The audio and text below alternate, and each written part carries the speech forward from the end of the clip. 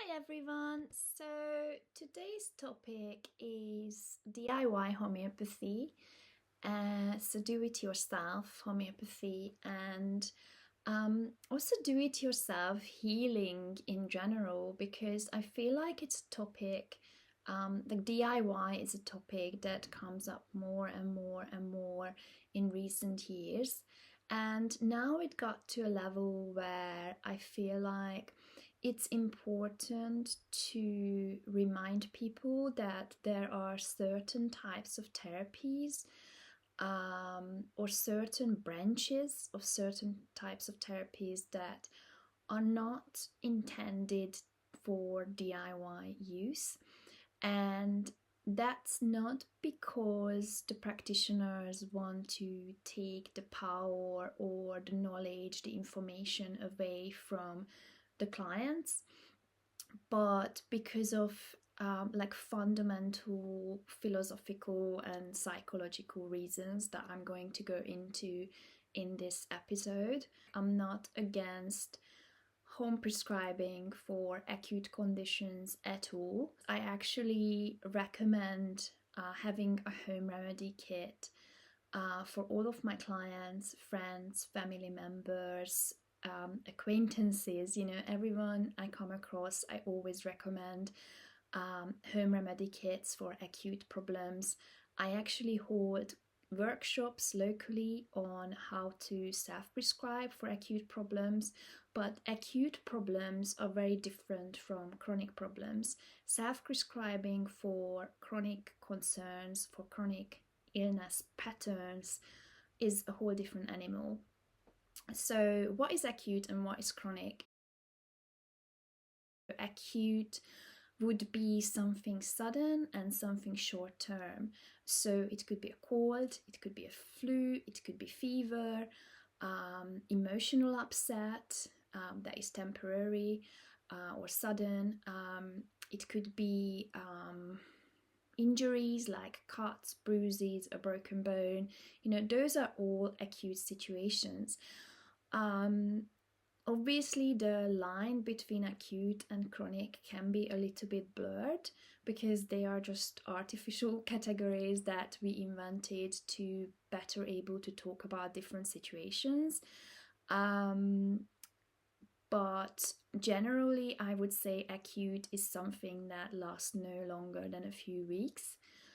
Once you pass that threshold of like 3 or 4 weeks, then there is a high chance that this is developing into something chronic. When you are in a chronic pattern, then your body is either doing symptoms, or performing or expressing symptoms continuously, or it's doing it in a way that is recurring. So it could be cyclical or completely random, but you see the same symptoms flaring up from time to time. For example, in mold illness, you have a lot of flares. So for example, if you moved out of mold and then you get re-exposed, you might have a reaction to that. So that means that there's an underlying chronic pattern that still is asking to be treated, it's asking to be helped.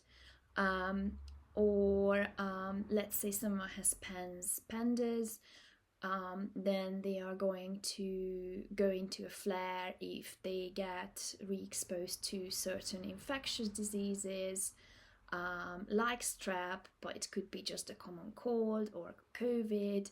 It's not something that is necessarily going to happen, but even if it happens a little bit, it's quite telling, because it means that some underlying pattern is still there and it can still be helped with remedies, or with other types of treatment if you're using different treatments alongside homeopathy. So that would be the basic difference between acute and chronic. So acute is short term, chronic is long term or reoccurring. How homeopathy was originally practiced and invented was never, suggesting home use, was never suggesting that you are able to treat your chronic patterns, your chronic conditions, your chronic symptoms with homeopathy yourself. When homeopathy was developed in the 1800s by Hahnemann, it was mainly practiced by medical doctors and by some lay practitioners. So Hahnemann started with training his medical colleagues, and then later more lay practitioners became interested in homeopathy as well, and they joined as well. Obviously, they were still expected to have medical knowledge and to increase their medical knowledge alongside their homeopathic knowledge. Like they had to be well versed in anatomy, in physiology, in pathology. But they were trained as homeopath, regardless of holding a medical degree, and that's very similar to what we do in the UK today, because in a lot of countries you have to be a medical doctor to practice homeopathy and to study homeopathy, but in the UK, for example, you don't necessarily have to be. So we have homeopathic practitioner courses that are long enough to include anatomy, physiology, and pathology, but we don't need to hold a medical license as well to be able to practice. So it was, aimed at medical doctors, it was aimed at clinicians, and how it worked was very similar to how it works nowadays. There was an initial consultation, and then there were follow-ups, and homeopaths were observing not just the client's initial symptoms, the patient's initial presentation, but also how they respond to the remedies. And they followed the case up over time. And they were maybe adjusting the potency, or maybe adjusting the remedy. Maybe they were using a sequence of different remedies to treat certain symptoms.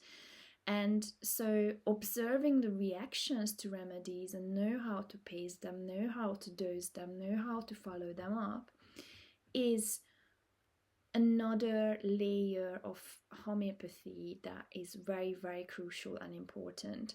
So it's not just about finding one remedy, it's about finding several remedies over a long period of time when it comes to chronic concerns. A lot of times people get such good results with acute homeopathy. For example, with arnica, if you take it right after falling off your bicycle, you might not develop bruises at all, because people see these immediate results to homeopathic remedies in acute cases. They think that that's how it works for chronic as well, but it's not true. With chronic cases, they took such a long time to develop. There might be different layers to the case. So they might have had one traumatic event on top of the other. They might have had one medical intervention on top of the other. They might have had several life changes in a row. And those are always going to have their own individual layers and their own individual symptoms. And when these layers and symptoms start to interact, that's when a case becomes really complex.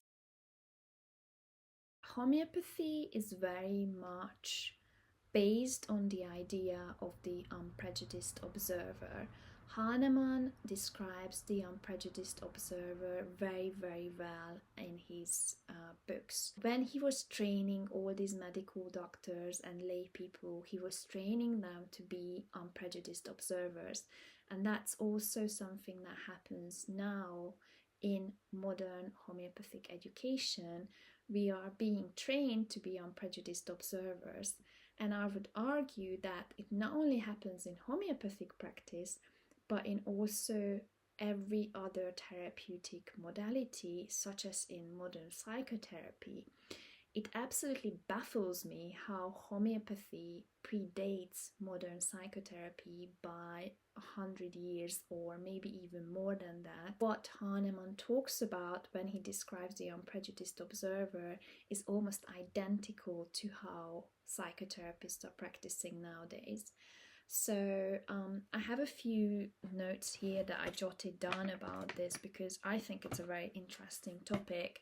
So just to quickly go through what the unprejudiced observer can mean both in homeopathy and in psychotherapy and in other therapeutic modalities, is one of them is non-attachment to outcomes. So when you're non-attached, that means that you're not desiring a certain outcome to happen. You don't have any expectations from the treatment, and this is very important in a therapeutic relationship, because if you are really trying to make your patients better or clients better, if you are feeling really attached to perform well as a therapist and fix them or save them, then that is going to muddy the waters. You're not going to be able to observe as well as you are when you're non-attached. Now, non-attachment doesn't mean lack of compassion. It can actually be more compassionate, because instead of desperately wanting something, you gently are aiming for something. So your aim is to help, but it's not so much about desperately wanting to help or prove yourself as a practitioner. Then another one would be suspension of personal bias. So that means you put your personal biases, opinions, judgments aside. So if you find a client's behavior a little bit challenging or a little bit triggering, obviously within reason, but you put that aside. So if, for example, your client is, I don't know, a little bit sexist or a little bit racist, you try not to make a bigger deal of that as it's needed. You know, like obviously have some boundaries, you know. I wouldn't allow someone to go on and on and on about, you know, their racist beliefs in treatment. I would gently ask them to maybe put that aside if they can. But I wouldn't judge them for it, because the reason why they come to treatment is to feel better. And I would certainly, you know, hope that part of them getting better would mean that they would no longer need to cling on to racist ideas. But that wouldn't be the aim of my treatment. You know, the aim of my treatment, the goal of my treatment would be to be able to help as much as I can. And I know that for me to be able to help, I have to be non-judgmental. I have to be a compassionate observer. Another point would be listening, careful listening over time. So both homeopath and psychotherapist are about, again, observing, and part of that is listening. So we have to listen. And obviously when it comes to homeopathy, it can be a little bit more challenging to do that, because we have so many angles that we need to cover. You know, it's not just about how someone feels in the moment. It's also their medical history, it's their physical symptoms, it's thoughts and dreams and everything, because we have to look at the totality of their patterns, the totality of their symptoms. When it comes to psychotherapy, it's a little bit different, because they most often, you know, recommend weekly or bi-weekly sessions. So first of all, they have more time to engage with their clients. And also, it's more about how the client feels in that moment. With homeopathy, you need to cover more information, so there's going to be a bit more questioning. But between those questions, you're still listening, you're still observing, and you're listening deeply and intently and compassionately. So that's another similarity. Yet another similarity is letting the patient's experience unfold without forcing change.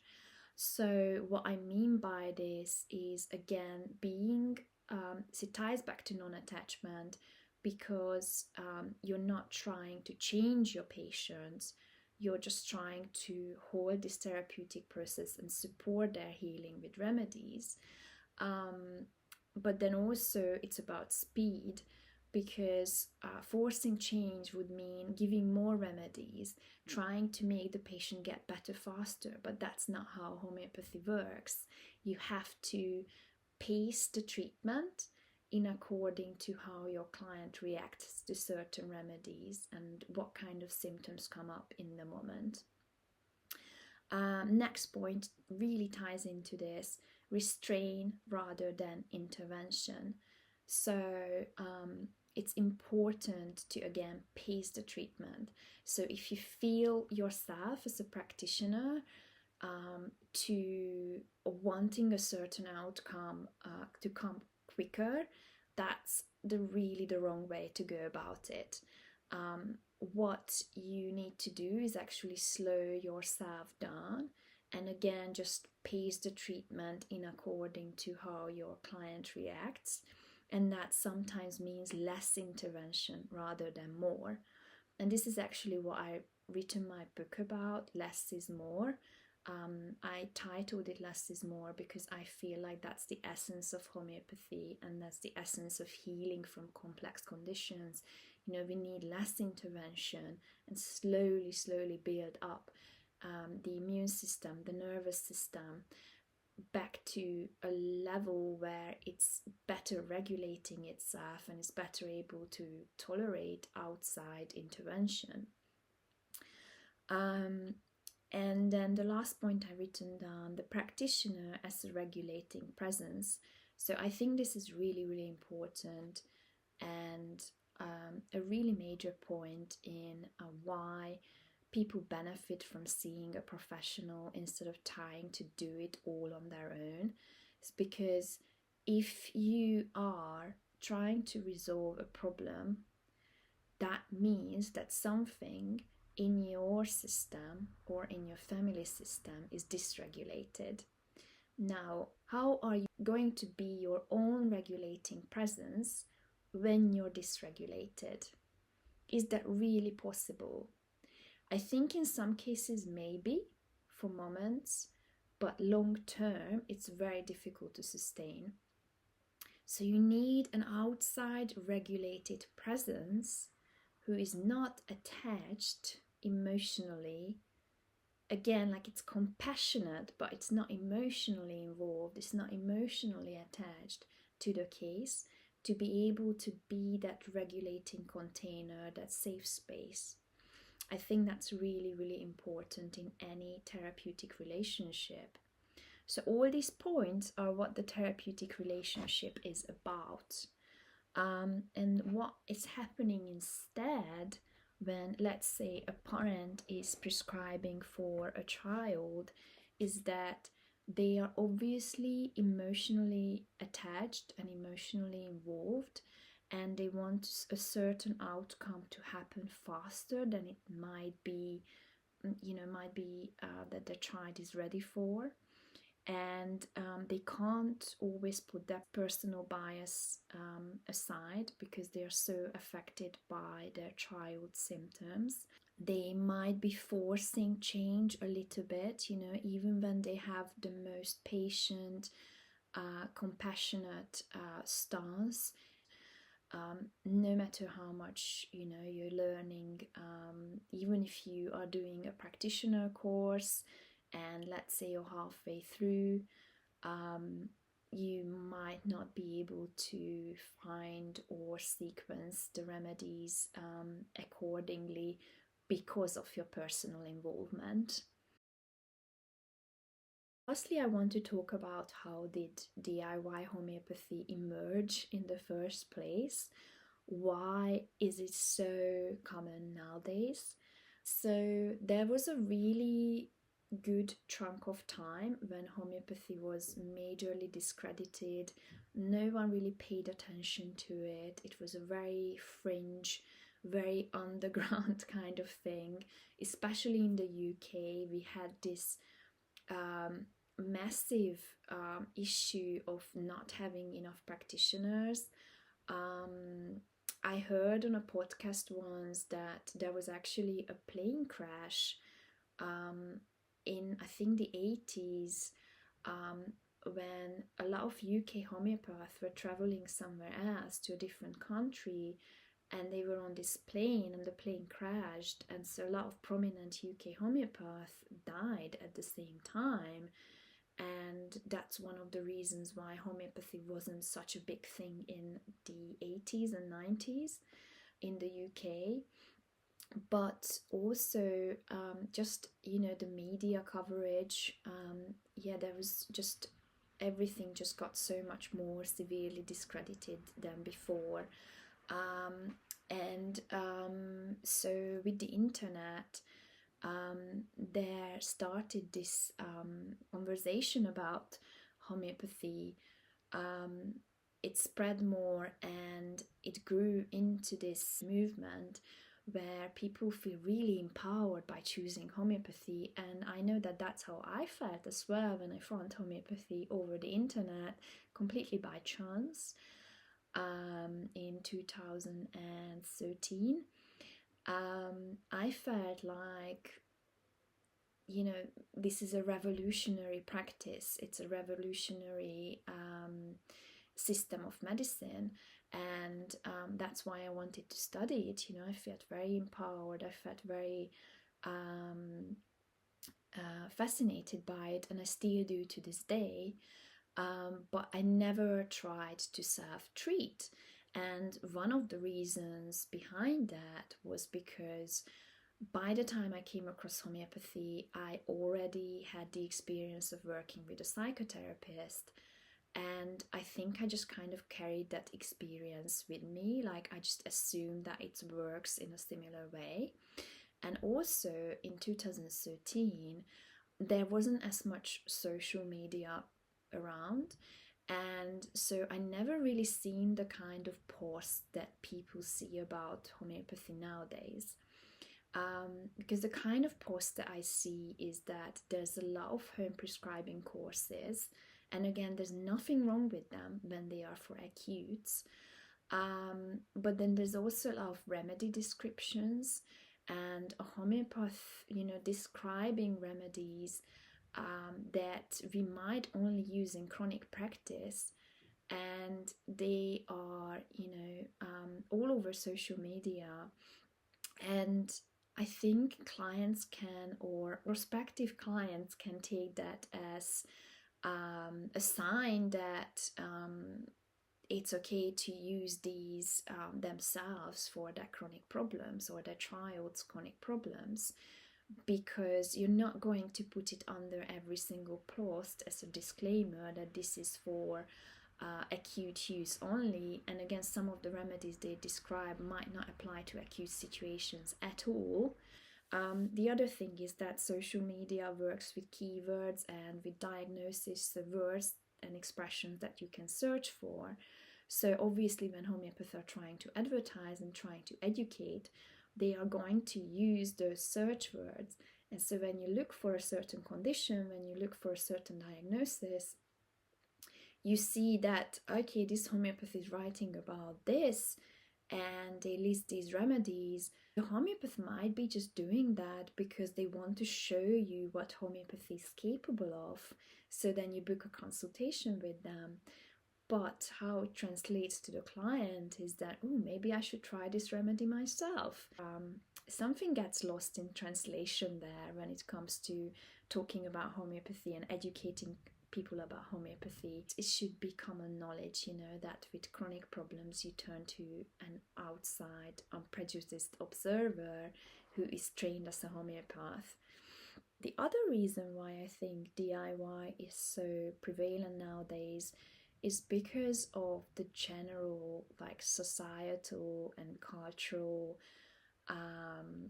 state of this day and age, which is that we moved away from interdependence. So in certain situations we are very codependent, and in other situations we are very hyper independent, and those are two extremes. And in the middle there would be interdependence, but I would argue that it's becoming more and more rare that we are interdependent. And it's more and more common that we are either codependent or hyper independent. This is not how we used to live. We used to live in smaller interdependent groups. We used to have more religious communities. We used to have more, just face-to-face contact with other people as well. I think the way forward is to try to build that interdependence consciously. So when we are very codependent or hyper-independent in the situation, we can recognize that we can be a little bit more of our own unprejudiced observer and have these little aha moments. Okay, now I'm codependent or now I'm hyper independent, and just hold it a little bit lighter and just see if you can be a bit more interdependent. See if you can ask for a bit more help from the outside. And I think how this ties into homeopathy is that as practitioners, we need to build an interdependent relationship within our practice. So we need to collaborate with our clients, but not make them dependent on us, and not tell them that they can, do this on their own either, because that's not true. We teach our clients how to collaborate with us, how to be present in their healing process fully, and have a good communication with us. Like, I always encourage my clients to send me email updates when it seems important, not to send me updates of every little thing, because that would be way too unsustainable for me and overwhelming for them as well, but to keep in touch, keep in communication, foster interdependence. And then as clients, you can also foster interdependence with your practitioner in a way that you're always giving them feedback when there is something you don't understand or don't like or don't want to do. Tell them, ask them questions, make sure that you receive the kind of treatment that you want to receive, the kind of treatment that feels supportive. I also want to address the financial aspects of these things, because I think a lot of times people self-prescribe because of financial reasons. And I don't really want to get into the nitty-gritty of like how much we should or shouldn't charge for consultations, because I think that's completely individual. But I just want to say that if something feels too expensive, ask the practitioner if they can give you a discount. And also, there are always low-cost options available. There are student clinics that are not necessarily run by students, they always led by a supervisor or two. So you would be completely safe even if you choose a student clinic. And there are also volunteer homeopaths. I mean, it doesn't happen all the time in every town, but you can ask around and see if that is an option. So there's always, ways around financial difficulties. I grew up in poverty. I had a hard time, going through all my schooling and everything. So I totally understand that there are sometimes financial reasons behind these issues. But I also know that we should never allow them to stop us from trying to do something that seems like an absolute necessity for our well-being.